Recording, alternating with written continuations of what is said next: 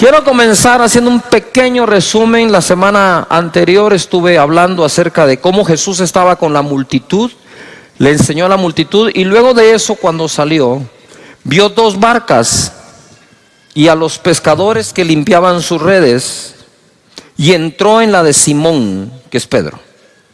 Primero, podemos sentirnos a veces parte de una multitud, y para serles francos, sentirnos parte de una multitud a veces nos hace sentir solos. Pero debemos de comprender que la multitud siguió a Jesús. De hecho, en una ocasión orando, el Espíritu de Dios me guió a encerrar en un círculo en los 4 evangelios la cantidad de gente que siguió a Jesús. Dice: toda la ciudad se agolpó, el gentío, multitudes, no poca gente. Y el Señor entonces me mostró eso, porque había una corriente de crítica que decía que las iglesias grandes, lo que somos un club social. Para empezar, los clubes sociales nunca tienen mucha gente, son exclusivos, y casi Dios no hace excepción de personas, ni limita su entrada a nadie, ¿verdad? Entonces es todo lo contrario, y la palabra nos saca de la confusión que las voces de este mundo nos siembran, ¿verdad? Entonces luego empecé yo a subrayar, dije: wow, la Biblia dice todo lo contrario a lo que me está diciendo toda la gente, incluso algunos hermanoides. ¿Conoce algún hermanoide? Hay hermanoides. Entonces empecé a ver eso. Entonces, lo que quiero decir es que Jesús, a pesar de la multitud, se enfocó después de eso en 2 barcas. No en todas las barcas en ese momento, en 2. De las 2 se enfocó en una, la de Simón, y entró. Más adelante la pesca milagrosa, ahí tienen que llamar a la otra barca. Quiere decir que aunque inicialmente entró en una, terminó bendiciendo a todas. Levanta tus manos y di conmigo: yo sé que Dios se enfoca en mí. ¿En quién está enfocado Jesús? ¿En quién? ¿En quién? A las 3 decimos nuestro nombre, ¿les parece? Quiero que grites tu nombre. 1, 2, 3. ¿En quién se enfoca el Señor?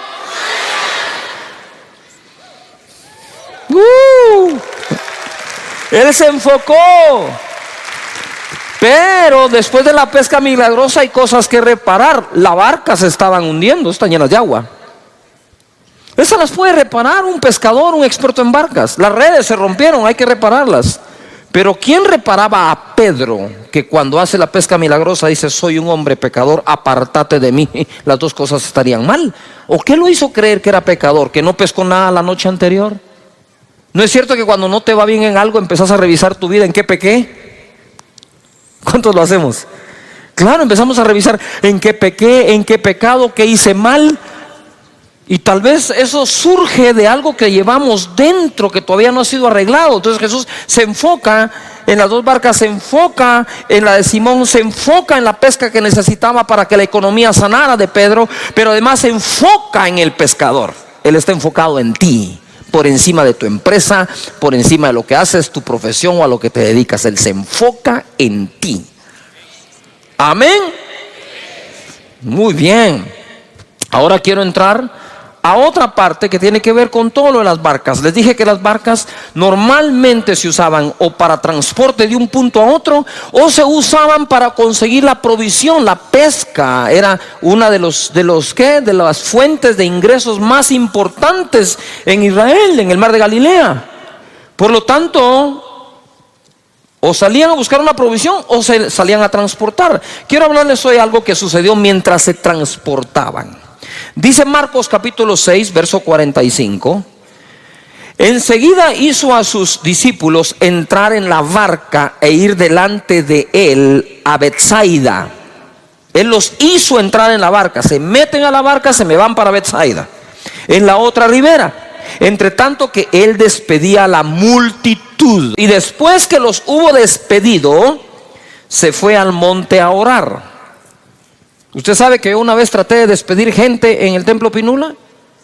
La fila para despedirlos salía del templo, se daba la vuelta a todo el templo, pero nadie se quería despedir, todos querían oración. Yo digo: pues sí, suelta, pero ya oré, déjenme darle la mano, darle un abrazo. No, orar. Orar por el papá, por el tío, el hermano, el marido, el exmarido, el suegro, el ex suegro, la mascota, el perro, el gato, todo. Y después que los hubo despedido, se fue al monte a orar. Ojo acá. Esto es muy importante. Esto es más importante de lo que crees. No es solo cuestión de ir y orar, sino es cuestión de ocupar tiempo para bajar las revoluciones, para salir del cansancio. Y nosotros a veces no tomamos tiempo para salir del cansancio. Y hoy les voy a mostrar lo que sucede cuando no hacemos uso de ese tiempo. Dice, y al venir la noche, la barca estaba en medio del mar y él solo en tierra. Los discípulos andaban en un lado, él en otro. Y viéndolos remar con gran fatiga, todo el mundo diga fatiga, porque el viento les era contrario, cerca de la cuarta vigilia de la noche, vino a ellos andando sobre el mar y quería adelantárseles. Viéndole ellos andar sobre el mar, pensaron que era un fantasma y gritaron, otra versión dice, y gritaron de miedo, porque todos le veían y se turbaron. Pero enseguida habló con ellos y le dijo, tened ánimo, yo soy, no temáis, mi presencia siempre está contigo.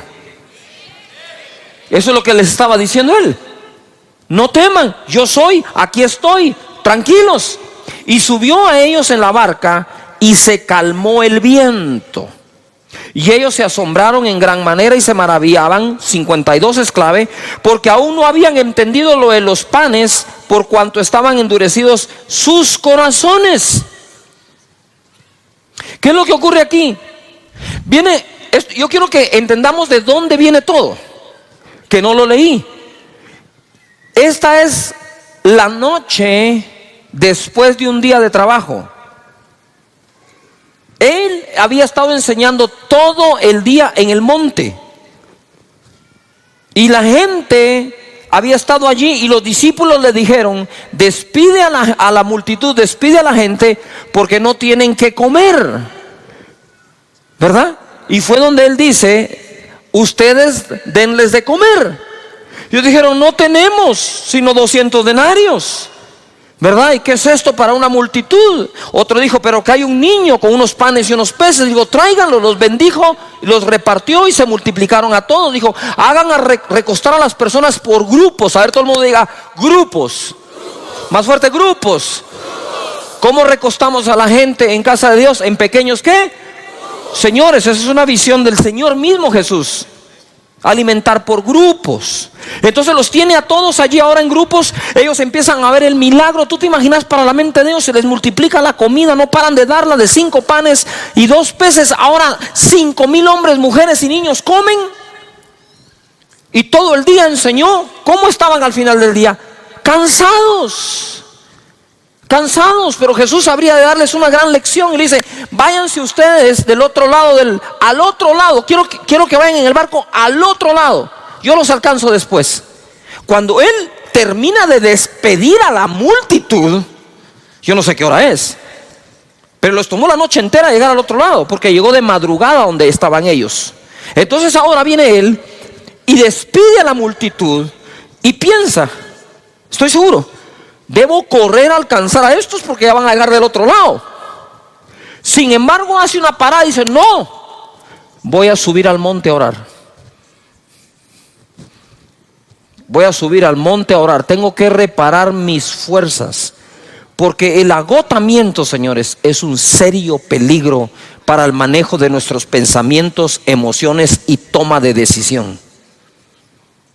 Abusamos el día de reposo utilizándolo para lo que Dios nos dejó. Dios te dice 6 días trabaja, 1 no me trabajas.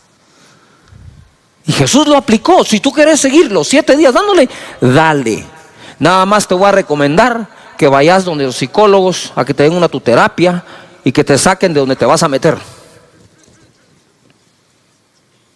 Yuhu. Jesús trabajaba duro, pero nunca se quemó. Entonces, nota esto. Primero se transportan. Él dice que se les quiso adelantar. Como todo líder, ¿verdad?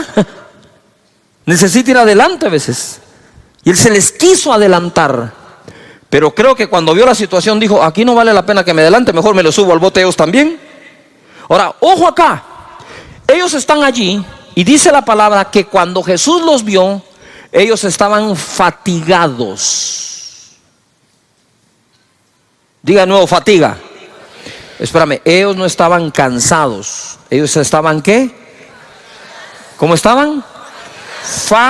Fatigados. Tenían una fatiga. Y dice, una gran fatiga. Porque estaban remando. Pero estaban remando contra el viento. Nunca va a ser lo mismo remar con el viento a favor que remar con el viento en contra. Y nosotros tenemos épocas en donde el viento sopla a nuestro favor y épocas en donde el viento sopla en contra, no a nuestro favor, en contra nuestra. En contra de la familia, en contra de tu persona, en contra de tu llamado, en contra de tu servicio, en contra de tu servicio profesional, en contra de tu oficina. Y hay vientos que son contrarios, vientos en la economía, vientos en la política, vientos en cualquier tipo. Se crean ambientes en donde remar cuesta mucho. Ahora ellos estaban fatigados y llega Jesús y dice la palabra que se espantaron. Ellos creían que era un fantasma. Cuando estás fatigado, cuando no has hecho tiempo para meditar en su palabra, para reposar en él, lo que es tu salvación, tú lo miras como una amenaza. Lo que es el Salvador, tú lo miras como un fantasma. Así solemos verlo, porque la fatiga, el cansancio, incluso emocional, distorsiona la manera en que podemos ver las cosas. ¿De qué manera veo? Muchas veces veo de acuerdo al estado de ánimo que tengo. Nosotros muchas veces, aunque no querramos, en nuestra naturaleza respondemos desde nuestro estado de ánimo. Tenía una conversación con alguien con el estado de ánimo bajo y decís, uy, esto va contra el viento. Entonces, viento en contra, remando. Lo hubieran aguantado mejor si no hubieran pasado el día entero sirviendo. Pero es que pasaron todo el día sirviendo a 5,000 hombres, más mujeres, más niños. Y todavía encima de eso iban confundidos porque no habían entendido todavía lo de los panes y los peces. Mira, hay milagros que no entendemos cómo van a pasar y otros milagros que no entendemos cómo pasaron. No sé cómo pasó, pero pasó, bendito sea Dios. Y aquellos, yo creo que iban pensando, remando. Imagínate ese agotamiento. Tengo un agotamiento mental, un agotamiento físico, el viento está en contra. Empiezo a querer cualquier cosa, no voy a llegar a la orilla, se va a hundir la barca, peor si viene una tormenta, aquí ya no tenemos cómo, que no nos agarre mal parado este día. Y empezás a hacer el listado de cosas, pero de pronto llega el Señor y encima de eso es un fantasma. Cuando estás agotado mentalmente y físicamente, empezás a ver cosas negativas donde no lo hay. No me quieren, no me aman, me abandonan. El grupo, el líder, la vigilia, uy, qué tanto trabajo. Y empezás, y quizás nada de eso está malo, sino que estás respondiendo desde tu corazón que está afectado por agotamiento. Venid a mí, dice, los que estéis trabajados y cansados, yo los haré descansar. Él es el Dios del descanso. No por trabajar más se prospera más, ni por servir más las cosas salen mejor. Pero si podemos tomar ese tiempo que Jesús les quería dar, que Jesús se tomó el tiempo. Dijo, no, yo sé que los tengo que alcanzar, pero ahora es tiempo de ir a buscar al Padre, de adorarlo, de recuperar fuerzas, el ánimo hay que recuperarlo, y entonces los alcanzó.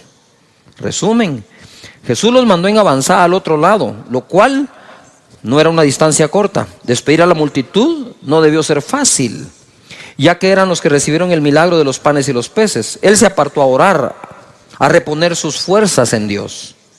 Lo que todos deberíamos hacer para no quemarnos. Con el viento en contra, ellos se fatigaron. Con la fatiga, se espantaron y gritaron de miedo. Cuando se está agotado, las cosas no suelen verse como realmente son, sino lo que parece llegar para salvarnos lo vemos como un fantasma.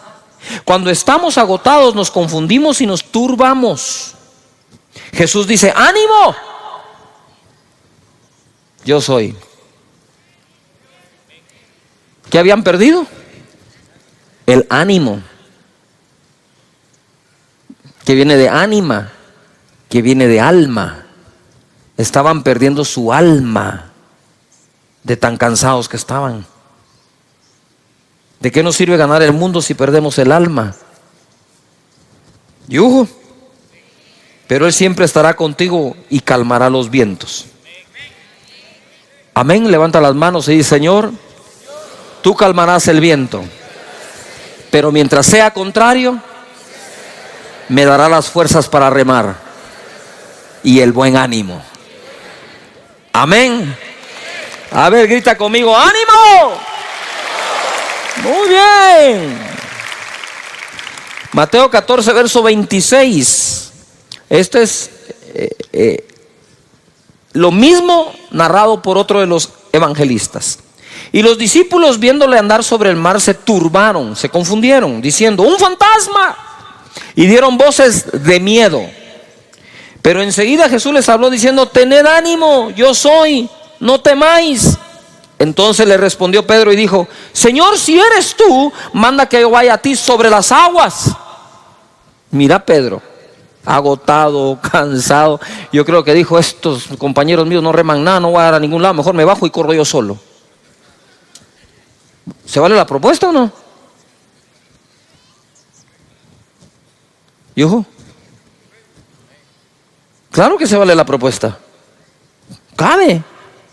Y él le dijo: ven. Y descendiendo Pedro de la barca, andaba sobre las aguas para ir a Jesús. Pero al ver el fuerte viento, ¿qué tuvo? Ya tenían miedo. Dice que gritaron de miedo. Ya casi se recupera y ahora vuelve al miedo. A veces el miedo se nos quita como por 2 minutos nomás. Pero al ver el fuerte viento tuvo miedo y comenzando a hundirse dio voces, porque cuando uno se está hundiendo, créame que grita, diciendo: Señor, sálvame. Al momento Jesús, extendiendo la mano, asió de él y le dijo: hombre de poca fe, ¿por qué dudaste? Y cuando ellos subieron a la barca, se calmó el viento. Entonces los que estaban en la barca vinieron y le adoraron, diciendo: verdaderamente eres hijo de Dios. ¿Ah? Pero ¿y no era fantasma, pues? Lo que tú hoy ves como un fantasma, lo que te asusta, es lo mismo que después vas a ver tú, que era el Señor que estaba ahí contigo. No te va a dejar. Ahora nota algo, les hablé del enfoque de la multitud. 2 barcas, de las 2 barcas la de Simón. Pesca milagrosa, reparar la barca, reparar las redes, reparar a Simón. Y Dios te va a reparar. Estoy en modo de reparación, di conmigo, estoy en modo de reparación. Y no es que hayas pecado, simplemente hay que reparar cosas dentro. Y Dios te va a reparar, te va a reconstruir por dentro. ¿Me estoy explicando? Y entonces ojo acá, porque viene acá Pedro y él se enfoca, Jesús se enfoca. Pero ahora Pedro también se había enfocado. ¿Qué hizo Pedro? Pedro viene y se enfocó en Jesús. Es un fantasma, tengan ánimo, yo soy. Y Pedro le responde: si eres tú, tú dijiste que eres tú dijiste eso, ahora si eres tú, manda que yo vaya sobre las aguas. Ven, le dijo, y le dio una prueba de que era él. O sea, ya estaba comprobado, si es él, hay que cobrar nuevo ánimo, no temer, no temas. Entonces él se baja, empieza a caminar por la fe, ¿verdad? Y cuando empieza a desenfocarse, empieza a ver el fuerte viento, tiene miedo. Y entonces se hunde. Ustedes saben que en casi todos los deportes se habla de la anticipación visual. Anticipación visual es cuando tú anticipas visualmente lo que viene o lo que habrá de venir. Y son diferentes cosas. Por ejemplo, ¿verdad? Cuando un futbolista corre, él debe levantar la cabeza para ver a dónde va el centro. Solo levanta la cabeza. Es impresionante cómo tu cuerpo, tu cerebro, agarra distancia, fuerza, altura, velocidad, efecto. Y una vez lo mira, ¡pah! Patean la bola a la cabeza del que vio. Eso es en distancia corta, mediana o aún larga. ¿Ha visto esos que patean la bola de un extremo a otro de la cancha y al pecho del otro futbolista? ¿Y cómo así? Porque la anticipación visual prepara todo tu cuerpo para actuar. En el tenis no le puedes quitar la vista a la pelota. Aun cuando pegas aquí, viendo, cuidado, el golf, pegas y tienes que dejar la cabeza ahí porque tenías que tener tu mirada ahí. En el esquí siempre esquías 3-4 curvas adelante. Normalmente en el esquí no esquías el presente, esquías el futuro. No puedes poner la vista acá. ¿Has visto tú a los equilibristas? Van en el equilibrio, no van viendo la cuerda. Si voltean a ver la cuerda, se caen. Tú no tenés que poner tu mirada donde pones los pies. Tú tenés que llevar los pies a donde pusiste tu mirada.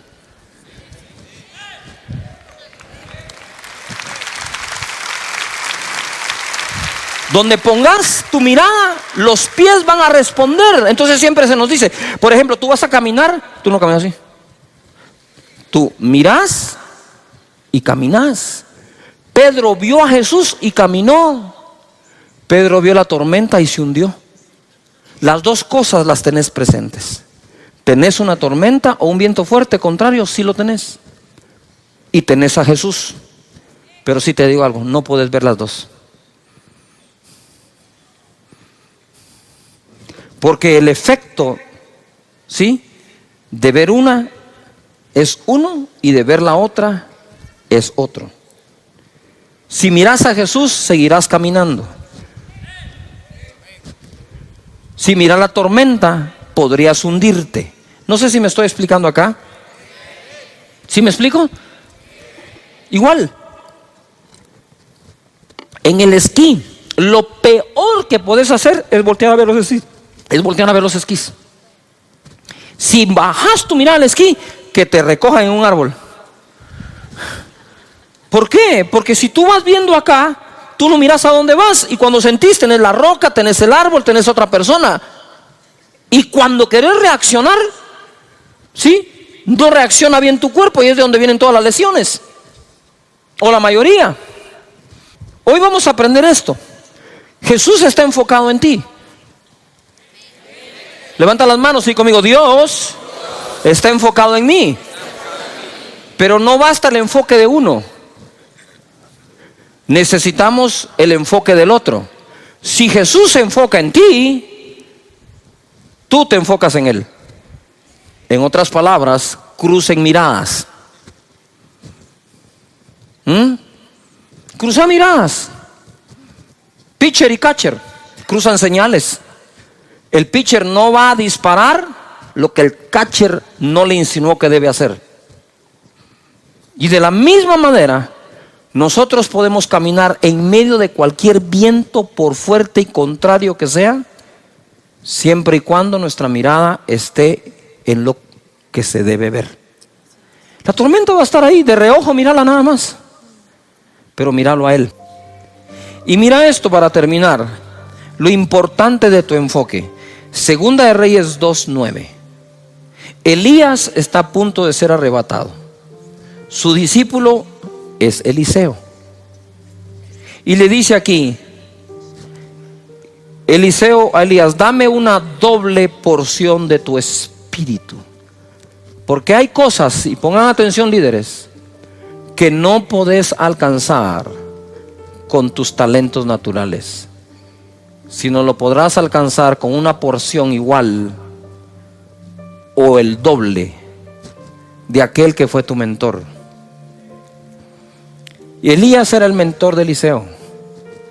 Y Eliseo le dijo: solo tengo un punto de comparación para pedir algo.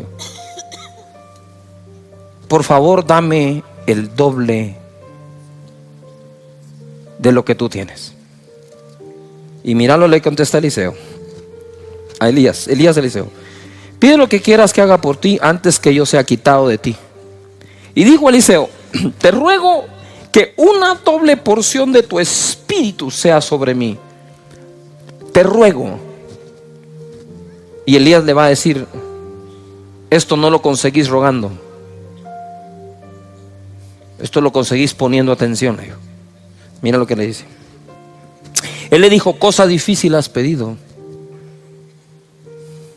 Si me vieres cuando fuere quitado de ti, será hecho así, mas si no, no.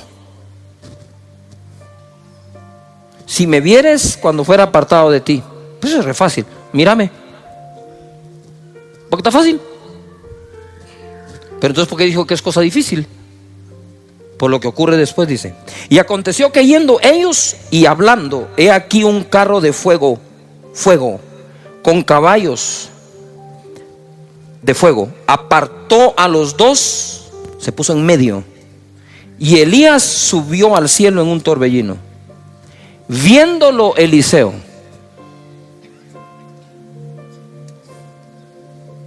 cuando aparece el carro de fuego en medio, cuando aparece la prueba de fuego en medio, podrías perder tu enfoque. Pero creo que Eliseo decía: no importa cuánto me arden los ojos, cuánto el fuego está ardiendo, tengo que seguir, debo ver a Elías, porque fue lo que me dijo. En medio de la tormenta, Pedro tenía que haber dicho: tengo que ver a Jesús. Puesto los ojos en el autor y consumador de la fe. Y Moisés se sostuvo como viendo al invisible. Nos sostiene lo que vemos o nos hunde lo que vemos, y las dos cosas están presentes para que escojas: el fuego del carro y Elías, el fuerte viento y Jesús, la persecución de los egipcios o el invisible. Siempre estarán las dos opciones para que escojas.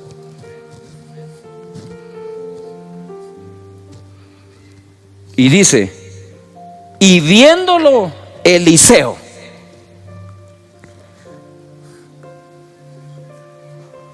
¿Cuántos van a poner su mirada en Jesús todo el tiempo?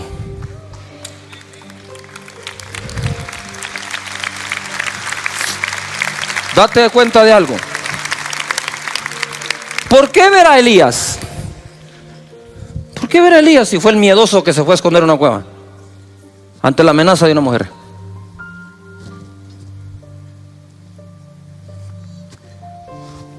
Que eso fue lo que el mismo profeta le dijo. Nuestro enfoque es importantísimo. Pero te desenfocas, ¿sí o no? Te desenfocas por cosas que no deberías. Por problemas con alguien, resbalaste, malas relaciones con personas, porque asumes que alguien no te ama, la situación del país, dimes y diretes, redes antisociales. ¿Tú sabes cuántas cosas existen para que perdamos el enfoque? Mira, en la barca o fuera de la barca, no apartes tu mirada de Jesús. Su presencia siempre irá contigo. Propósito de la serie o temporada es que vivas seguro que Dios no te deja ni te abandona. Aquí establecí un balance yo en una de las enseñanzas. Si Dios prometió no dejarte ni abandonarte, nunca, nunca, nunca, entonces por más que tú te quieras alejar de Él, eso es una falacia. No es verdad. Lo que puedes hacer es dejar de tener la comunión con Él que solías tener, pero alejarte de Él, ¿cómo? Es como tú decir: me voy a alejar de mi piel. ¿Cómo te salís de ahí? No sé si me estoy explicando. Si tú no te puedes alejar de ti mismo, ¿cómo te vas a alejar de Dios? Si uno que en ocasiones se autoabandona no se puede dejar, mucho menos Dios. Por eso cuando Jesús en la cruz del Calvario dijo: Dios mío, ¿por qué me has abandonado?, fue la primera y única vez que Jesús llamó a su Padre Dios como tal, que le dijo Dios a Él, ¿verdad? Muchas veces dijo que Él es Dios, su Padre. Pero decirle Dios a papá, cuando nosotros nunca llamamos por nombre a nuestro padre o a nuestros padres, nosotros siempre llamamos a nuestro papá, viejito y todo lo que nosotros solemos hacer. Así que vamos ahora hacia un puerto seguro. Todos queremos zarpar y navegar a un puerto seguro, pero no, eso no solo es por agua, por aire también. ¿Cuántos vuelos se cancelan? Y tú dices, pero si el clima aquí está bueno, sí, pero el clima está malísimo, ¿dónde vas a ir a aterrizar? El clima tiene que ser bueno donde despegas y donde aterrizas, y el clima debe ser bueno de donde zarpas y a donde tú llegas a anclar o el destino que estás buscando. En Hechos 27:13 he estado hablando mucho de esta tormenta que sufrió Pablo. Dice en el verso 23: pues anoche se me apareció un ángel enviado por el Dios a quien pertenezco y sirvo, y me dijo: no tengas miedo, Pablo, porque tienes que presentarte ante el emperador romano, y por tu causa va a librar de la muerte a todos los que están contigo en el barco. Por tanto, señores, anímense, porque tengo confianza en Dios y estoy seguro de que las cosas sucederán como el ángel me dijo. Terminamos hablando acerca del propósito. Los vientos eran contrarios, pero al final fueron favorables. Y hay vientos que son contrarios a nuestra vida, que terminan siendo favorables. Son vientos que al final nos favorecen. Lo que pasa es que durante la tormenta no estamos pensando que lo que nos está pasando pueda ser favorable, pero está escrito que todas las cosas ayudan a bien a los que aman a Dios, a los que han sido llamados de acuerdo a su propósito. Quisiera que en voz alta digas: propósito. Si Dios tiene un propósito para ti, con los planes de bien y no de mal, para hacerte al final el bien que estás esperando, debes de reposar, descansar, confiar plenamente en que hasta los vientos contrarios te llevan al puerto seguro, que es donde Dios te quiere tener, que es lo que Dios quiere hacer. Entonces ahora vemos acá, ellos se tuvieron que dejar llevar porque ya no pudieron, era demasiado el viento, y por más timón que tenían, pues había que agarrar para donde el viento los estaba llevando, ¿no? Aún así, por impetuoso que sea el viento, podés controlarlo con un timón. Todas las grandes naves tienen timón. Así que confía en el propósito de Dios. Confía que hay cosas que parecen malas pero te llevan a bien. Todo ayuda bien a los que aman a Dios. Y quiero hacer un paréntesis acá. Muchos de ustedes tienen una profesión. ¿Cuántos tienen una profesión definida? Te hayas graduado o no, pero estás ejerciendo una profesión. Quiero ver a todos los que tenemos una profesión. Mira cuánto profesional. Que no te engañe tu profesión, hombre. Porque cuando fallan las cosas en tu profesión, querés meter a Dios en la profesión, en lugar de preguntarle a Dios qué otra cosa podés hacer. No sé si me estoy explicando. Eres dentista, te quiebras la mano, no la puedes volver a mover. ¿Qué vas a hacer? Pues te vas a tener que inventar algo. Ah, no, esto que es lo que yo sé hacer. Porque la profesión, cuando por fin la tienes, te amplía el horizonte. Más adelante dice: de aquí no pasás. Es la fe lo que nos saca adelante, por encima de la profesión. Porque no siempre se termina ejerciendo la que uno estudió toda la vida. La vida puede cambiar. Hay circunstancias que nunca escogimos nosotros y nos llegan del puro aire, como decimos. Entonces la fe detona la capacidad de adaptación que nosotros podamos tener en esta vida. Pero si tu mente está allí, es más, tu mente no, te lo voy a hablar claro, tu orgullo está allí en lo que más sabes hacer, pero lo que más sabes hacer no te está dando de comer, aprendí a hacer otra cosa por la fe. Y ojo, al rato te va mejor, ¿verdad? Muy bien. Santiago capítulo 3 verso 2 nos va a hablar del timón de la nave. ¿Cuál es el timón de la nave? Santiago 3:2 dice: porque todos ofendemos muchas veces. A ver, ¿cuántos de ustedes alguna vez han sido ofendidos por alguien? Quiero ver la mano. Todos los que han sido ofendidos. ¿Cuántos de ustedes han ofendido a alguien? Quiero ver todos los que hemos ofendido a alguien. Deje la mano ahí levantada. si usted ofendió sin querer, la mayoría de las veces, levánteme la otra mano. ¿Por qué no piensa así cuando lo ofenden? ¿Ya se dio cuenta que todos aceptamos que la mayoría de las veces ofendimos sin querer? Pero cuando nos ofenden no es sin querer, ¿va? Lo planeó. Tengo que encontrar la libreta donde lo fue escrito. Y empezás con esa tu teoría de conspiración. El timón de la nave dice: todos ofendemos muchas veces.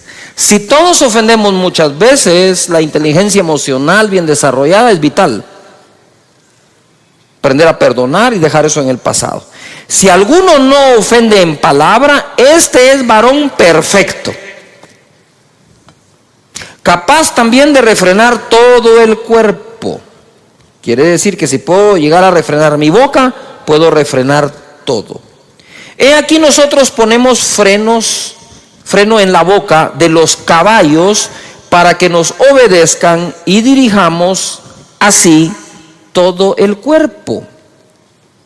Mirad también las naves, aunque tan grandes y llevadas de impetuosos vientos, son gobernadas con un muy pequeño timón por donde el que las gobierna quiere. Yo quisiera que me pongan algunas fotografías de ejemplos de timón. Muy bien, ustedes pueden ver ahí es un avión gigante. Pero ustedes saben ahora, la vez pasada me entraron a una cabina para que viera. Ustedes pueden ver ahora el timón. Sí, es un pequeño stick. Cuando yo entré y vi eso dije: ¿y con eso vas a manejar este chunche? Sí, me dijo. Y la verdad, ni con esto, me dijo. Apacha un botón y esto despega, vuela y aterriza solo. Y entonces, ¿para qué te pagan a vos? Le dije: pues por si no funciona. Pero uno entra a un avión de ese tamaño y mira dice uno: ¿qué pasó con el timón? Este es el timón ahora. ¿Cómo puede llevar usted el control de un avión que puede llegar casi a la velocidad del sonido con ese pequeño timoncito? Pues así es. Es como la palanca, puede ser pequeña, puede mover el mundo. Siguiente ejemplo. Mira un carro de Fórmula 1, 320 kilómetros por hora. 320 kilómetros por hora. Si cuando uno acelera en esos carros potentes a más de 100 de un solo, siente que el estómago lo dejó tirado, en esto a saber qué se debe sentir, pues. Usted sabe que los niños, acá tenemos miembro de la congregación, un joven de 12 años en go-kart va a 130 kilómetros por hora. 130. Este va a 320, 340. Y miren el timón. Y en ese timón lleva el control de todo. Pero deje ese gran carro con potencia. Lo más seguro es que usted tenga un auto que ya le sube volumen al radio, que verdad que ya le apacha unos botoncitos, ya lleva más controles. O sea, como que el control no lo dejan en el timón, el gobierno de la nave. Aquí hay otro ejemplo, ¿verdad? Caballo. Ahí está, el freno. Así que no siempre funciona esa onda del freno, ¿verdad? Pero no podemos negar que con eso se guía a un caballo. Y aún toda bestia animal puede ser domesticada por el hombre. Dice la palabra acá que es gobernada por un pequeño timón por donde el que las gobierna quiere. Levanta las manos y di conmigo: yo puedo llegar a gobernar mi vida por donde yo quiero.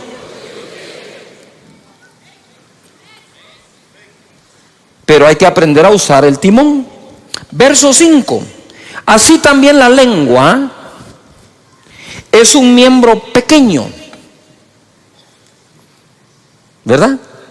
Aunque nosotros siempre tenemos a un amigo que es lengua larga, ¿verdad? Lengua viperina. Pero ¿qué lengua es ¿verdad? Así también la lengua es un miembro pequeño, pero se jacta de grandes cosas. Es decir, es capaz de hacer grandes cosas. He aquí cuán grande bosque enciende un pequeño fuego. Basta un buen fosforazo para quemar el bosque entero. Y la lengua es un fuego. Miren lo que es la lengua. La de todos. Si no entendemos la definición que las escrituras le dan, no vamos a saber qué hacer con ella. Y dice, la lengua es un fuego, un mundo de maldad. ¡Yujú! La lengua está puesta entre nuestros miembros y contamina todo el cuerpo. Quiere decir que hay cosas que le pasan a nuestro cuerpo culpa del uso de la lengua. E inflama la rueda de la creación. Yujú. Y ella misma es inflamada por el infierno. Cuando uno lee este verso le dan ganas de arrancarlo, ¿verdad? No de subrayarlo, sino de tacharlo, porque de verdad es muy fuerte. Pequeño verso que me está diciendo, la creación es inflamada por la lengua, pero la lengua es inflamada a su vez por el infierno. Por eso dice que es un mundo de ¿qué? Maldad. ¿Qué es lo que quiero decir con eso? Es, si nosotros comprendemos y aceptamos esto, entenderemos la importancia de su uso.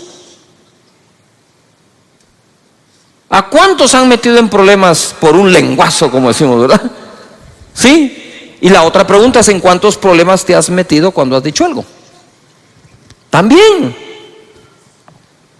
Entonces hay que aprender a hacer uso de eso, hasta en las comunicaciones, porque nos comunicamos hablando, aunque tenemos lenguaje corporal, por supuesto.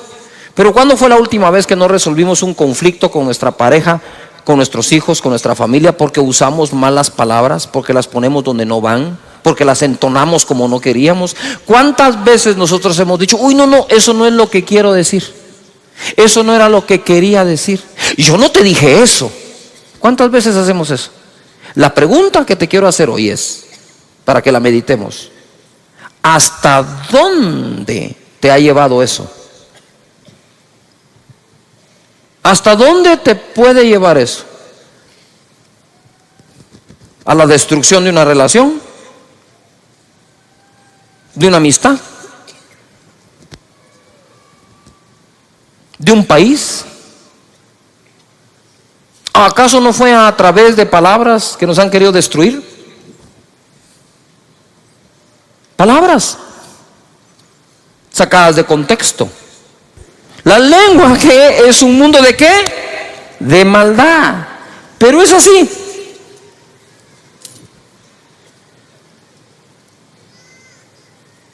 Un timón de este tamaño puede conducir una nave. Si me puedes poner la fotografía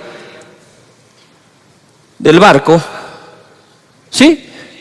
Un pequeño timón puede conducir todo un buque. Por lo tanto, esta pieza es muy importante.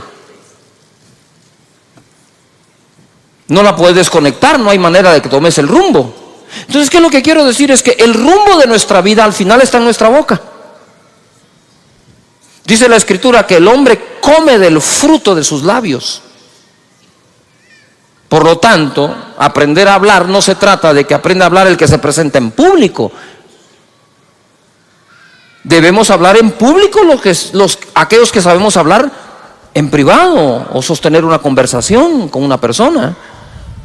De tal manera que nosotros le hemos restado importancia a una conversación, y dice la Biblia, las malas conversaciones corrompen las buenas costumbres. Entonces quiere decir que ese bendito timón tenemos que aprender a usarlo. Ojo acá, así como puede ser inflamado por el infierno, así como esa lengua puede inflamar la rueda de la creación, como un pequeño fósforo puede incendiar un bosque, también lo mismo lo puede apagar. También lo mismo puede ser usado para bien o para bienestar. Por algo Jesús es la palabra de Dios encarnada.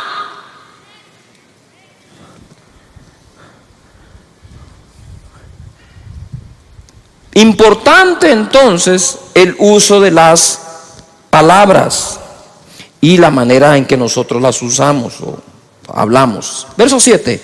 Porque toda naturaleza de bestias y de aves y de serpientes y de seres del mar se doma y ha sido domada por la naturaleza humana. A mí me impresiona que esto fue escrito hace 2000 años y ya hablaba de domar a los seres del mar, a las bestias del campo y a las serpientes. O sea, eso que nosotros vemos en unos acuarios con delfines amaestrados, eso ya existía, tal vez no lo ponían en un lugar, pero aquí dice que se doman hasta los seres del mar. Pero ningún hombre puede domar la lengua, que es un mal que no puede ser refrenado, llena de veneno mortal. ¿Llena de qué? Veneno mortal. Algunos venenos actúan inmediatamente, ¿no? Pero hay otros que quedan ahí y van intoxicándolo a uno hasta que lo destruyen. Piensa, posiblemente algunas de las cosas que llevas dentro, heridas, traumas, tuvieron que ver con una conversación, más que con un hecho. Porque dejó escrito aquí el apóstol Santiago que tiene veneno mortal. Ahora quiero establecer un balance acá. Dice, todas las bestias, animales, seres, aves, peces, es domado. Pero ningún hombre puede domar la lengua. Pero date cuenta que cuando en el contexto está hablando de domar un ser ajeno a uno. Yo no puedo domar tu lengua. Pero sabemos que sí podemos dominar la propia. Porque entonces perderíamos esperanza y de nada sirve que Santiago escriba esto. O sea, si no tenemos esperanza con nuestra propia lengua, entonces ¿para qué leer esto? ¿Qué sentido tiene? Solo nos está dando la información que estamos amolados y seguiremos igual. Lo que está diciendo acá es, tú puedes domar un delfín, tú puedes domar una ballena, tú puedes domar un águila, tú puedes domar una serpiente, tú no puedes domar una lengua. ¿Cuál lengua? La del otro. Tú no tienes control sobre las palabras que el otro va a decir, pero tú puedes tener dominio sobre las palabras que tú vas a usar. Jesús lo demostró. Amén. Luego dice acá, con ella, por eso está aquí, con ella bendecimos al Dios y Padre. Con ella maldecimos a los hombres, ojo, que están hechos a la semejanza de Dios. Entonces yo me ponía a meditar, si yo puedo respetar a Dios, ¿por qué no puedo respetar a lo que más se asemeja a Él? Si respeto al Creador, debo respetar a la criatura. Si respeto al Creador, debo respetar la creación. Si la mejor forma de llegar a ser ecológico es respetar al Creador de la ecología. ¿Me estoy explicando acá? Porque si respeto al Creador, voy a respetar su creación. Si hablo bien del Creador, ¿por qué no hablar bien de la criatura? Si no hay persona a la que no se le encuentre alguna virtud y se puede hablar bien de él. Pero si la costumbre es encontrar el defecto para hablar del defecto, entonces no estamos tomando dominio sobre el timón de nuestra vida. Siempre que has hablado mal de una persona, o cuando hablamos mal de alguien y aún no nos consta, ni a nosotros nos queda buen sabor. Pero cuando hablas bien de alguien, ¿cómo te sentís? Te sentís bien. Te sentiste incluso que le hiciste un bien a una persona, que el que te oyó se fue con un agrado. Qué feo es sentarse con una persona que siempre está hablando mal de algo o mal de alguien. Uno no quiere estar sentado ahí en un momento y dice, ay, qué feo está esta onda, ¿verdad? Es como que te sirvan comida agria. Entonces dice aquí la escritura, con ella bendecimos a Dios, pero con ella maldecimos a los hombres, y eso es lo que me llamó la atención y lo subrayé, que están hechos a la semejanza de Dios. Entonces, si yo hablo bien de Dios y bendigo a Dios, debería otorgarle una bendición semejante al que está hecho o creado de forma semejante. No sé si me estoy explicando. Voy a tratar de hacerlo de nuevo. Si yo bendigo a Dios, entonces con una bendición semejante a la que le doy a Él, voy a bendecir al que está creado semejante a Él. ¿Me expliqué? Pero si estamos creados semejantes a Dios, ¿por qué vamos a hablar de los semejantes a Dios como que estuvieran totalmente retirados de Él?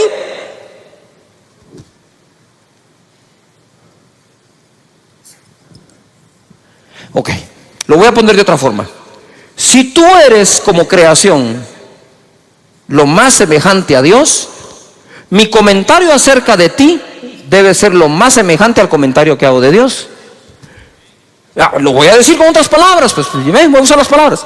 Si tú estás hecho o creado semejante a Dios, eres lo más semejante a Dios, entonces te voy a bendecir lo más semejante a como a Dios bendigo. Si con la misma boca bendigo a Dios, dice la Biblia, pero con la misma maldices al ser humano que es semejante a Él, eso no tiene congruencia. Es incongruente totalmente. Entonces, si tú eres semejante a Dios, según la Escritura, con la bendición que bendiga a Dios, con una semejante te habré de bendecir a ti, para que guardes semejanza con semejanza. No sé si me estoy explicando. Y no totalmente opuesto. Mucho de lo que le decimos a la gente tiene que ver con lo que creemos de la gente. Importante. Dice acá, de una misma boca proceden bendición y maldición. Hermanos míos, esto no debe ser así. Lo cual entonces, esta frase vendría a contradecir lo que hace un momento dije del domar la lengua. Si dice, de una misma boca sale bendición o maldición, no debe ser así, entonces está hablando al dominio de la propia boca. Y cuando dice que no se puede domar la lengua, está hablando de la lengua del otro. No sé si me estoy explicando. Porque si él dice esto no debe ser así, lo que está diciendo es que de nuestra boca debería salir ¿qué? Bendición. Aunque les voy a poner un caso hoy un poco contradictorio acá, para que sepan el poder que tiene la boca. Amén. Ahora, este contexto que no puede salir bendición y maldición, el contexto donde quedó escrito es no poder bendecir a Dios y maldecir a los hombres. ¡Yujú! ¿Sí? ¿Estamos de acuerdo? Y dice acá, ¿acaso alguna fuente hecha por una misma abertura agua dulce y amarga? Hermanos míos, ¿puede acaso la higuera producir aceitunas o la vid higos? Así también ninguna fuente puede dar agua salada y dulce. Sin embargo, vemos que la dan. La nave tenía su propio timón. Ya contra el viento y el mar violento, los navegantes no pudieron dirigirla, sino quedar a la deriva. Apareció otro timón. Pongan atención, apareció otro timón. El de la palabra que el ángel les llevó. Y Pablo dijo, atracaremos en una isla y nadie perecerá. El timón que llevaba el capitán, llegó un momento que no importaba para dónde giraba, el viento era muy fuerte. Pensaban que iban a morir, pero apareció el verdadero timón de ese momento de la nave, que iba a ser la palabra que salió de la boca de Dios. ¿Me estoy explicando?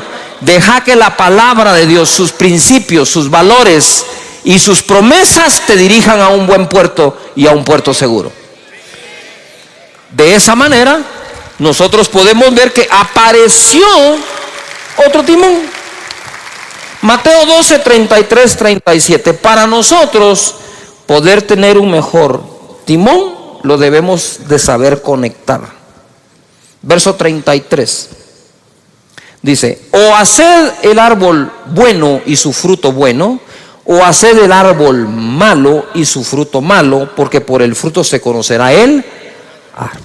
Esta palabra árbol malo en el original significa lo siguiente, pongan atención: corrupto de raíz.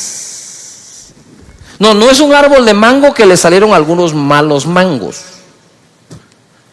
Es un árbol de mango que todo le salió malo. Entonces el problema ya no fue un mango, el problema es el árbol completo. Entonces cuando habla aquí del árbol malo, no habla de un árbol que pueda tener defectos, como tú y yo. Habla de un árbol que es malo de raíz. Corrupto de raíz, podrido, malo, de pobre calidad, no apto para ser útil, indigno. Para que nosotros no emitamos juicios que no debemos. Generación de víboras, eso no es para ustedes. ¿Cómo podéis hablar lo bueno siendo malos? Porque de la abundancia del corazón habla la boca. Si la lengua es el timón, ¿a qué está conectado el timón? Al corazón. Si quiero mejorar el timón, pues debo mejorar el corazón. Porque dice después la escritura acá, el hombre bueno del buen tesoro del corazón saca ¿qué? Buenas cosas. Buenas cosas significa distinguido, agradable, excelente, correcto, placentero, saludable, útil, de buena naturaleza. Y el hombre malo del mal tesoro saca malas cosas. Ya dije que es el verbo, que es el calificativo para árbol malo. Ahora escucha el de malas cosas. Significa maldad. Malas cosas. Saca malas cosas, saca maldad. Diabólico, débil, inútil, desagradable, incorrecto, Satanás. O sea que hay gente que el diablo se le sale por la boca.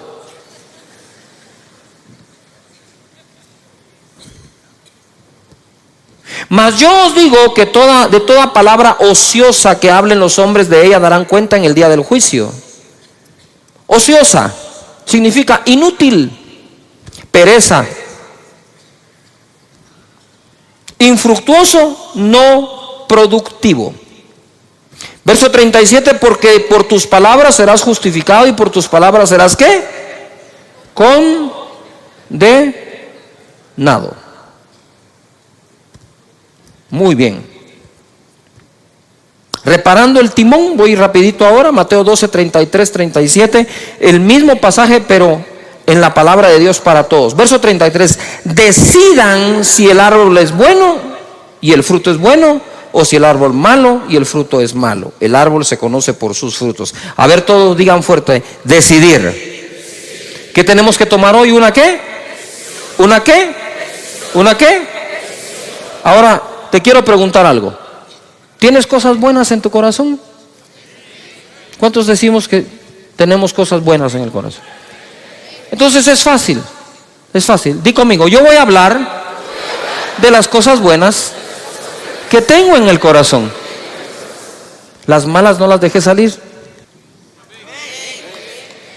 ¿A cuántos de nosotros tenemos cosas buenas en el corazón? Entonces, el buen hombre saca del buen tesoro ¿qué? ¿Buenas qué? Pero ¿cuántos reconocemos que también tenemos cosas feas en el corazón? A ver. Yo también. No hay uno de nosotros que no tenga algo feo dentro del corazón. Lo que hay que hacer es no sacarlo, pues. Yuhu.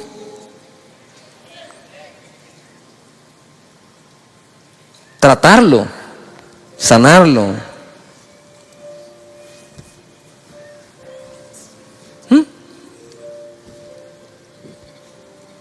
Por eso cuando me escribes te digo, no te hagas bolas. Ya estás otra vez hablando para hacerte bolas.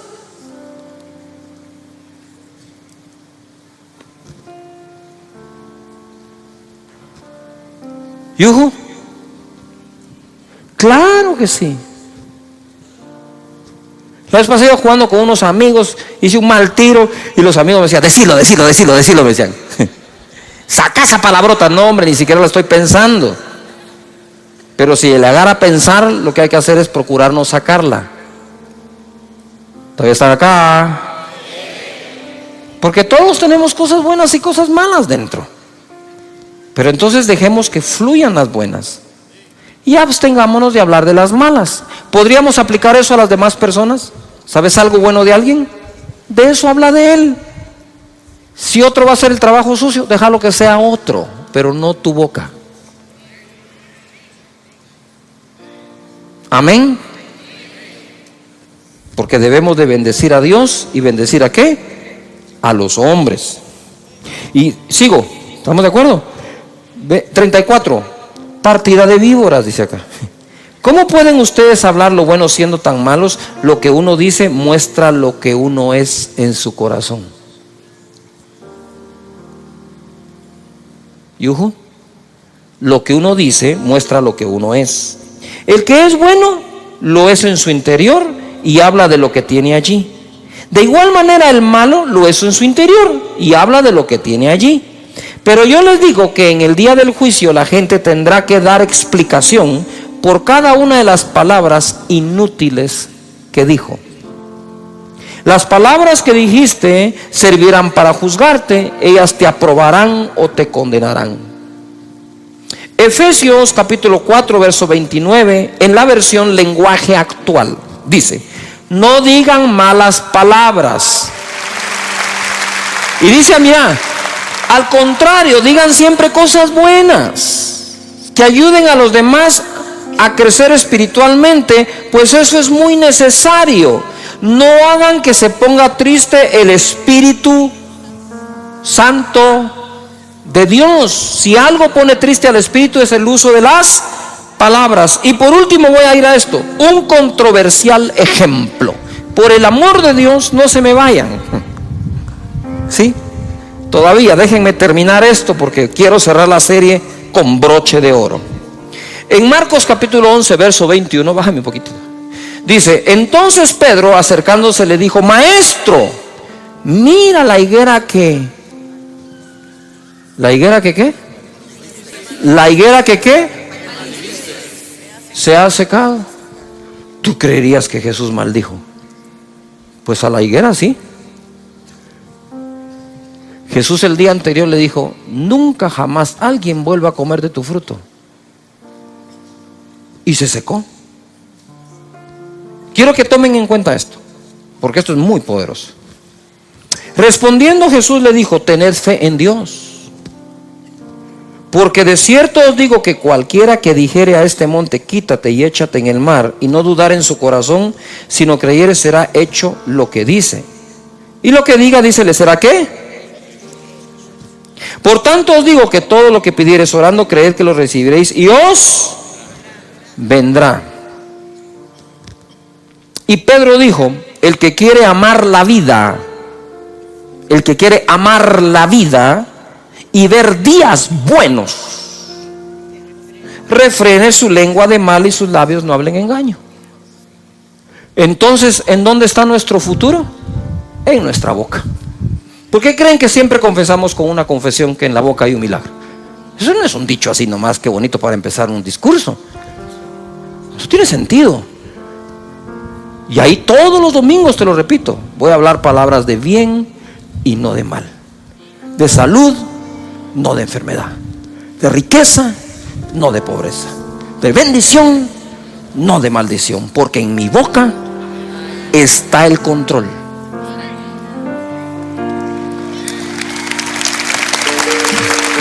Ahora oí esto. Esto está así.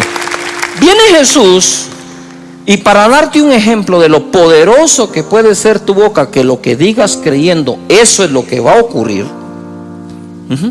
Entonces lo primero que tengo que hacer es ejercitar mi corazón en total confianza en Dios, para que cuando conecte la boca al corazón, de la abundancia del corazón hable la boca. De la abundancia de la confianza que le tengo a Dios, mi boca va a hablar. es que no hay trabajo. No hay trabajo, señores. El trabajo no es el problema. Yo confío en Dios, que no ha dejado desamparado ni a justo ni a sus hijos que mendiguen el pan. No solo no va a haber, si no hay trabajo, va a haber abundancia de pan en la casa de mi Padre. Eso es lo que hay. Pero ¿por qué sale eso? Porque adentro hay confianza. Pero cuando adentro hay una desconfianza hasta en Dios, habiéndote leído esos 233,000 escrituras, porque el corazón vive con tanta desconfianza que cuando viene la prueba, desde la desconfianza usas el timón. ¿Y a dónde te va a llevar el timón? A ese puerto inseguro. Pero cuando tenés total confianza en Dios y sus promesas, y como dijo mi hijo hace unos cuantos domingos, dijo: Dios tiene planes de bien y no de mal. Pero por encima de confiar que el plan es bueno, hay que confiar que el planificador es mejor. Por eso Pablo decía: todas las cosas ayudan a bien a los que aman a Dios, a los que han sido llamados de acuerdo a su propósito. Él pudo decir eso, no porque un ángel se lo dijo. Él pudo decir eso porque, habiendo tenido vientos contrarios, llegó al puerto donde debía ir. Llegó a una isla donde incluso una serpiente lo mordió. Y no hay serpiente que te vaya a detener del cumplimiento de tu propósito en esta vida. Ahora voy, ¿verdad? Mejorar el corazón. ¿Cómo puedo mejorar el corazón? Lo que llevo adentro, meditando. Dios es bueno, su misericordia es para siempre, su gracia es sobreabundante, nunca me ha dejado, nunca me dejará. Cuando tenés esa confianza, el timón se compone. Y por último, ¿por qué puse ahí un ejemplo controversial? Porque para decirte que todo lo que digas creyendo que lo recibiréis vendrá, el ejemplo que puso fue la maldición de una higuera, no la bendición. Él no llegó donde una higuera seca y le dijo: para mañana tendrás fruto, y lo puso por ejemplo. ¿Por qué puso por ejemplo la maldición? Para que cuides tu boca. Porque así como se cumple lo bueno que decís, se puede cumplir lo malo. ¿Cuántas veces pasé yo por ese pasaje y no me detuve a meditar que fue una maldición la que usó de ejemplo? La maldición de una higuera. Entonces lo que te está diciendo es: hey, ten cuidado, porque tu boca es tan poderosa para secar una higuera que podría secar tu negocio, que podría secar tu familia, que podría secar tu grupo, que podría secar tu nación por andar hablando lo que no tenés que hablar. Mejor hacer fructificar tu familia, fructificar tu nación, fructificar tu negocio. Porque al fin y al cabo la Biblia dice que el hombre come del fruto de sus labios. Cuando tú entres a tu trabajo, a tu comercio, vas a tener que hablar palabras conmigo: Señor, hazme sabio para elegir sabios. Amén. Si uno no es sabio, ¿cómo reconoce al sabio?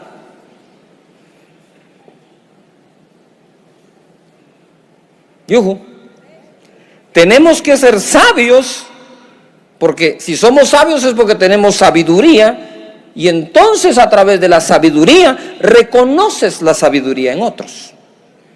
Este proceso de elegir gobernantes es importante que nosotros los ciudadanos crezcamos y maduremos para entonces de forma madura elegir a los gobernantes.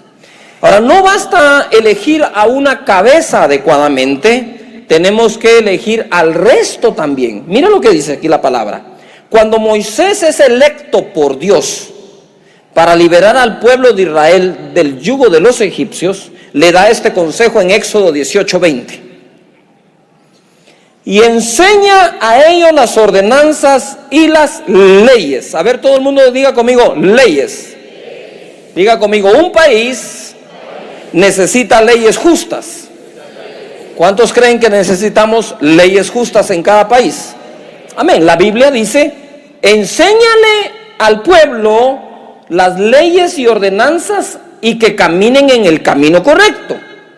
El camino correcto uno lo camina gracias a las leyes y a las ordenanzas. Usted va en una carretera y le ponen camino sin fin, no siga. Curva peligrosa a 100 metros. Frene un poco. Va a pegar la cabeza en el windshield. Las ordenanzas, las leyes, las instrucciones nos pueden mantener en el camino ¿qué? Correcto. Pero en el verso 21, a ver, todos lo leen conmigo. ¿Estamos de acuerdo? Leámoslo pues. Dice así: además, escoge tú de entre todo el pueblo varones de ¿qué? Virtud, temerosos de Dios, varones de verdad, que aborrezcan la avaricia, y ponlos sobre el pueblo por jefes de millares, de centenas, de 50 y de 10. Todo el mundo diga organización. Ahora tenían leyes, tenían organización, pero necesitaban las personas que califiquen para esa organización bajo esas leyes. ¿Todavía está acá? Esto es hermoso. Les dice, además de enseñarle las leyes, debes escoger personas. Entonces, si logramos nosotros con la oración pedirle a Dios que nos dé un sistema de leyes justas con las personas correctas y los ciudadanos correctos, tendremos una nación justa. Amén. ¿Cuántos están dispuestos a poner su granito de arena en lo que a ti te toca para que esta nación sea leída como una nación de justicia? Amén. Muy bien. Entonces mira lo que dice aquí: que sean temerosos de Dios, varones de verdad, que aborrezcan la avaricia, porque los hijos, ¿qué le pasó a los hijos de Samuel? Por la avaricia aceptaron el soborno, corrompieron ¿qué? Corrompieron el derecho. Muy bien. Proverbios 11:14 dice así: donde no hay dirección sabia, todo el mundo diga sabia. No basta dirección, si cualquiera puede dirigir, pero a veces dirigimos sin poner la sabiduría. Dice, donde no hay dirección sabia, ¿caerá quién? El pueblo. No solo caen los gobernantes, hermanos, el pueblo puede caer. Se derrumba una nación. Luego dice, mas en la multitud de ¿qué? Consejeros, ¿hay qué? ¿Hay qué? Muy bien. Entonces, cuando uno va a elegir un presidente, debe de procurar a través de lo que se pueda y de quien se pueda averiguar si los consejeros de esas personas realmente son sabios, porque en ese consejo sabio lo que hay es seguridad. Y si queremos una nación con seguridad, lo que necesitamos es una nación sabia, que cuente con buen consejo, oportuno, a tiempo, correcto. Que la gente cuando vaya a hacer algo, alguien le diga, eso no es de Dios. Y el otro va a decir, pero eso conviene, aunque convenga, no importa que convenga, si no es de Dios, no, porque el principio de la sabiduría es el temor de Jehová. Si no tememos a Dios, no podemos gobernar. ¿Cómo así temer a Dios? Es un respeto a Dios, porque la tierra, la plenitud y todo lo que en ella hay, sí, el propietario es Dios. Si el propietario es Dios, a Dios le vamos a dar ¿qué? Las cuentas.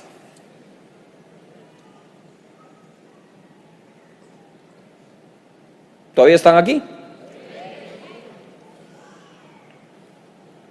Nuestro sistema de creencias son importantes como ciudadanos. ¿Qué creemos? ¿En quién creemos? Practicamos lo que creemos.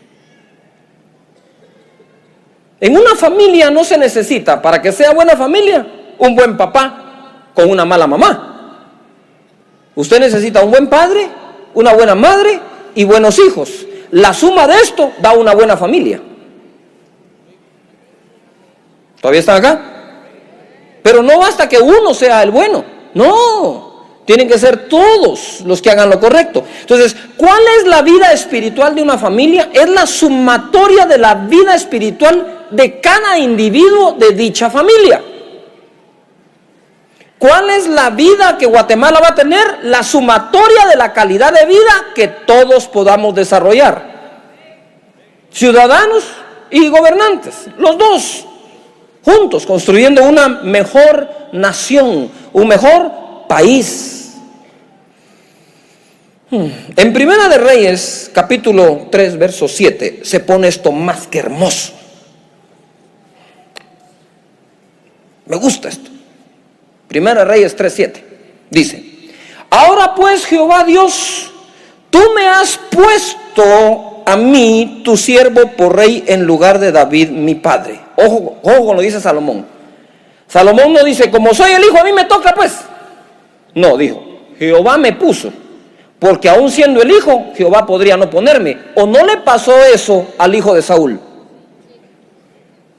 Al que le tocaba gobernar después de Saúl fue a Jonatán.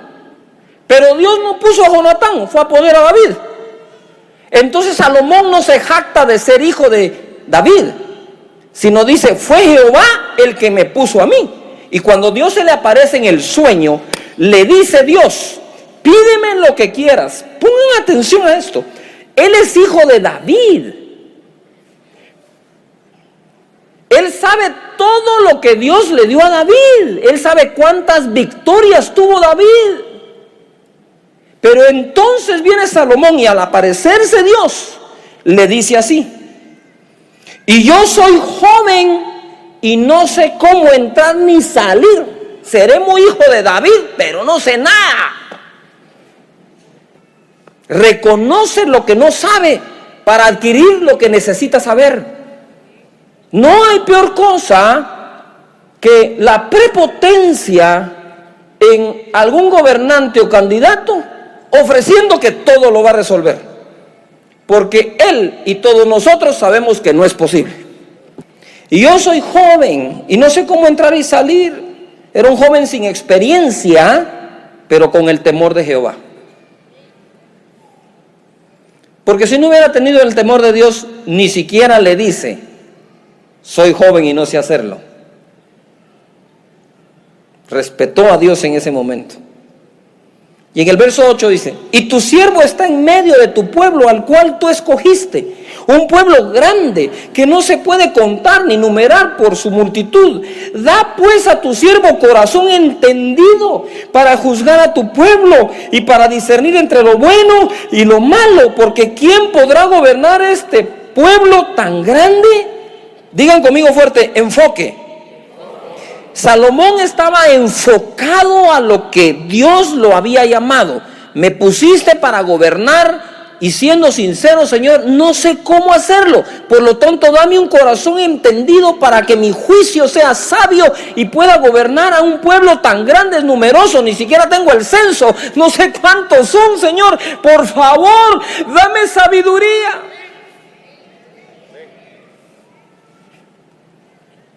Y agradóle delante del Señor que Salomón pidiese esto, y le dijo Dios, porque has demandado esto y no pediste para ti muchos días, ni pediste para ti riquezas, ni pediste la vida de tus enemigos, sino que demandaste para ti inteligencia para oír juicio. He aquí, lo he hecho conforme a tus palabras. He aquí que te he dado corazón sabio y entendido, tanto que no ha habido antes de ti otro como tú, ni después de ti se levantará otro como tú. 13. Y aún también te he dado las cosas que no pediste. Riquezas y gloria, de tal manera que entre los reyes ninguno haya como tú en todos tus días. Ponga atención. ¿Qué le pasó a los hijos de Samuel? Fueron presos de la avaricia, soborno, corrompieron ¿qué? El derecho, porque lo que andaban buscando en el cargo era ¿qué? Riqueza.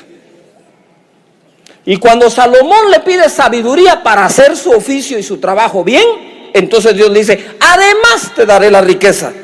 Dios encuentre para este país gente deseosa de gobernar verdaderamente con sabiduría y que no se preocupe de sus riquezas, porque si a Dios obedece, también le dará riquezas. También lo va a bendecir.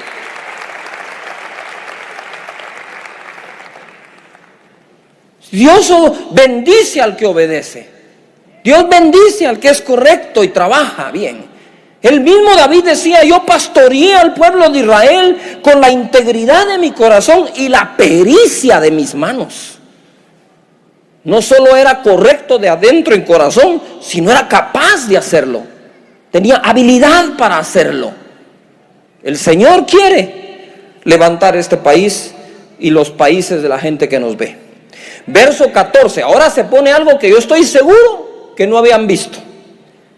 Está muy ahí escondidito, pero es hermoso de verdad.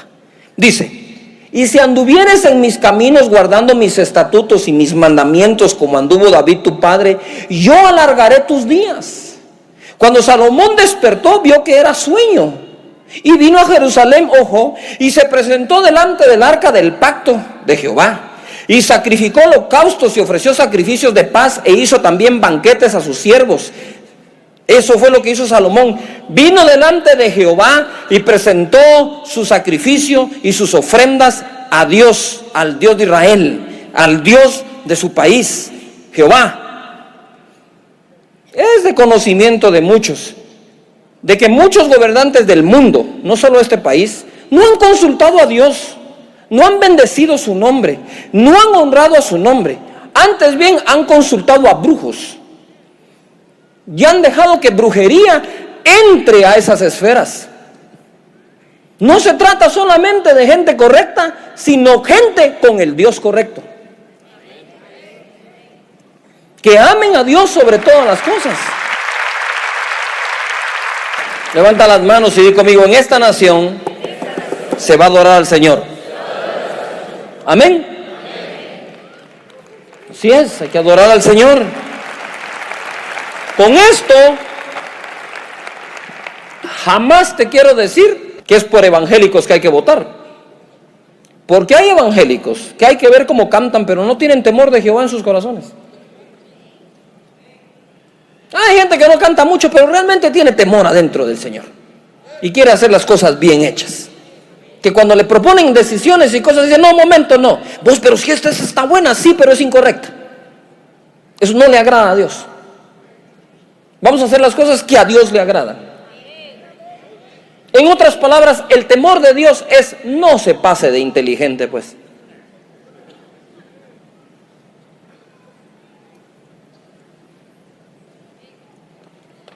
No se requiere ser muy inteligente, pero se requiere respetar a Dios. De Dios es esta tierra. De Dios es.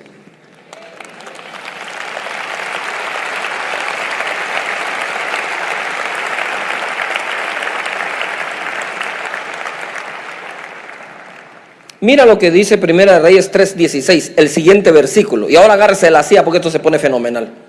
Y dice aquí: en aquel tiempo vinieron al rey 2 mujeres rameras y se presentaron delante de él para que juzgara un caso. ¿Cuál era el caso? Pero pongan atención, el caso era este. Llegan las 2 rameras y una le cuenta la historia.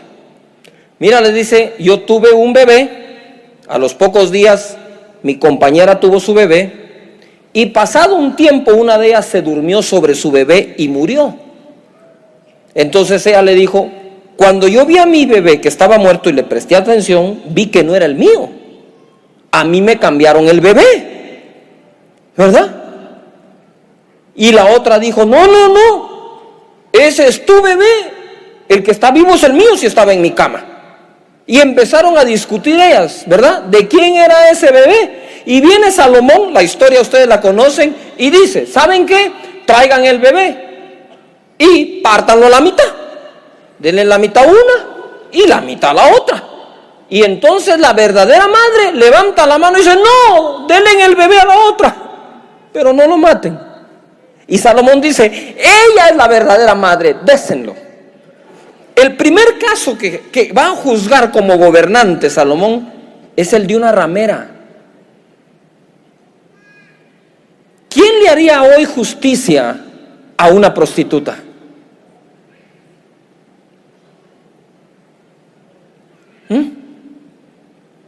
Primera Reyes 3:28. Y todo Israel oyó aquel juicio que había dado el rey y temieron al rey porque vieron que había en él sabiduría de Dios para juzgar. Diga conmigo fuerte, sabiduría de Dios. O sea, ¿qué era lo que Salomón tenía dentro? ¿Sabiduría de qué? Esa sabiduría de Dios no desechó a la ramera, sino que le dijo: te haré un juicio justo. Ven. Y juzgó Salomón. Que esa sabiduría que Dios le dé a Salomón le sea concedida a todos aquellos que estén en cargos públicos de gobierno, que se lo estén pidiendo con corazón sincero al Señor, y tendremos una mejor nación.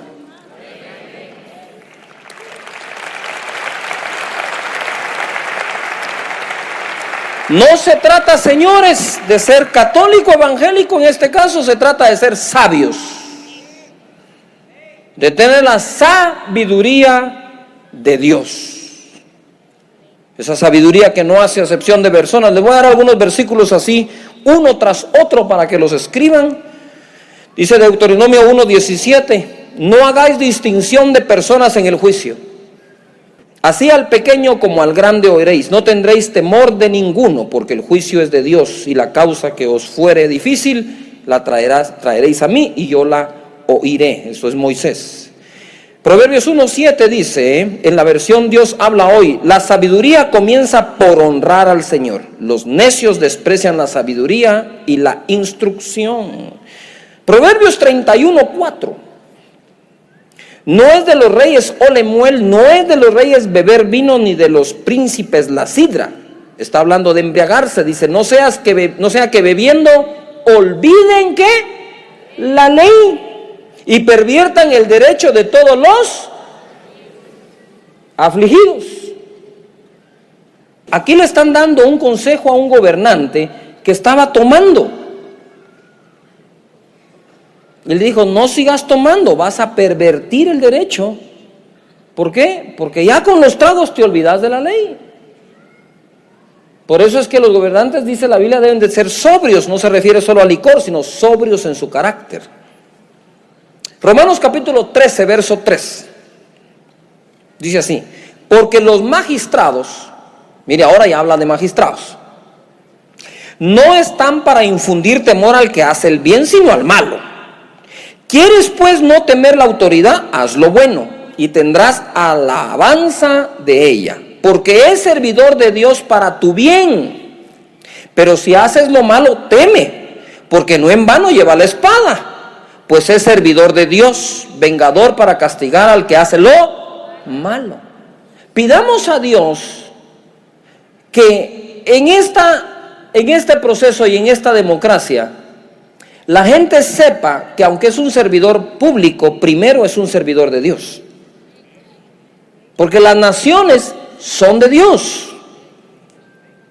Que sepan que es a Dios a quien sirven para entregar a Él un mejor país, una mejor nación y mejores personas.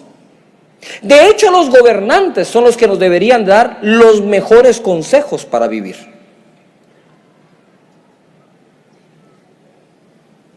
Como era en este tiempo. Dice aquí, verso 5: por lo cual es necesario estarles sujetos, no solamente por razón del castigo, sino también por causa de la conciencia. Pues por esto pagáis también los tributos o impuestos, porque son los servidores de Dios que atienden continuamente a esto mismo. Pagad a todos lo que debéis, al que tributo, tributo, al que impuesto, impuesto, al que respeto, respeto, al que honra, honra. No debáis a nadie nada, sino el amaros los unos a los otros, porque el que ama al prójimo ha cumplido la ley. Entonces, toda ley debe ser escrita para que se cumpla ¿qué? Mandamiento de Dios: amar al prójimo. Las leyes deben de buscar que los ciudadanos practiquemos el amor de los unos para con los otros que Dios nos da. Dice la palabra aquí en Proverbios 14:34: la justicia engrandece a la nación, mas el pecado es afrenta de las naciones. Se lo leo en la versión Dios habla hoy. Leámoslo todos juntos, por favor. La justicia es el orgullo de una nación. El pecado es su vergüenza. Levanten las manos y digan: Señor, danos una nación donde exista la justicia y eso sea nuestro orgullo. Amén. Muy bien. Eclesiastés capítulo 10, verso 16. Ay de ti, tierra, cuando tu rey es muchacho y tus príncipes banquetean de mañana. Bienaventurada tu tierra cuando tu rey es hijo de nobles y tus príncipes comen a su hora para reponer sus fuerzas y no para beber. Este mismo verso en la versión Dios habla hoy dice: dichoso el país que tiene un rey honorable y en el que los gobernantes comen a la hora de vida para reponer sus fuerzas y no para emborracharse.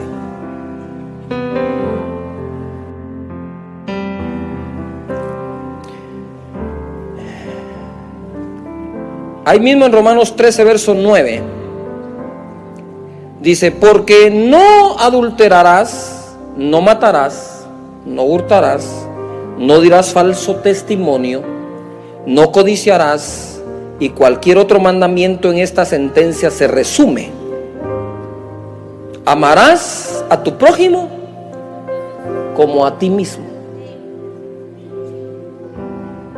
Quiere decir que la base de una correcta sociedad es el amor. El amor trae el respeto. Si nosotros somos portadores de ese amor, démoslo, incluyendo a nuestros enemigos. Amad a vuestros enemigos, dijo Jesús. En esto se resume toda la ley, dijo Jesús. En que ames a Dios sobre todas las cosas y a tu prójimo como a ti mismo. En otras palabras, toda la ley que Dios dio era para que eso se cumpliera. Y dice aquí Proverbios 20, 28: misericordia y verdad guardan al rey, y con clemencia se sustenta su trono. Dios habla hoy, esa versión dice: el rey se mantiene seguro en su trono cuando practica ¿qué? El amor y la verdad. Porque el resumen de la ley de Dios es amor. Cuando dejan el amor y la verdad, ya no están seguros en su trono.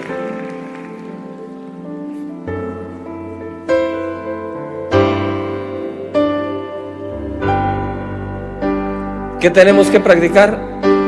El amor y ¿qué?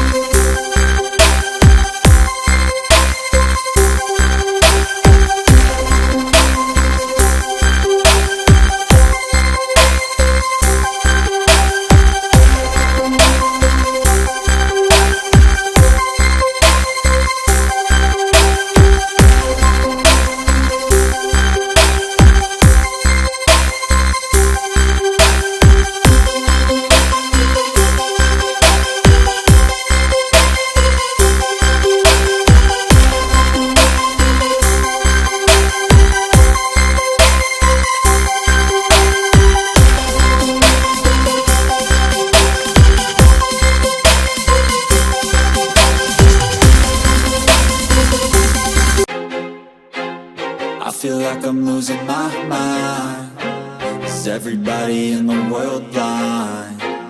Please, Lord, give me a sign, a sign.